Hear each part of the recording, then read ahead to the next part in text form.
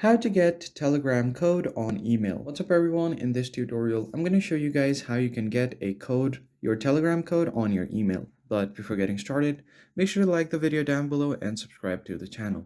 So to get a code of your Telegram on your email, you'll have to set up a two-factor authentication. And for that, you first need to open up your app.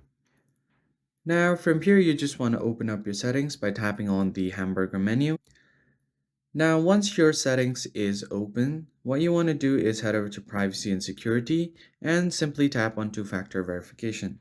Now, you'll just have to set up a password and you'll be asked to re-enter your password to confirm. Now, if you want, you can add a password hint so that it will be easy for you to remember. I'm just going to skip it for now. And now you can just enter your email address. Tap on next and you'll get a verification code on your email. So you'll just have to enter that code and you should be good to go. So whenever you want to recover your account, you can just send a verification code to your email and then you can just recover your account that way. So that's pretty much it, guys. I hope you found this tutorial helpful. I'll catch you guys on the next one.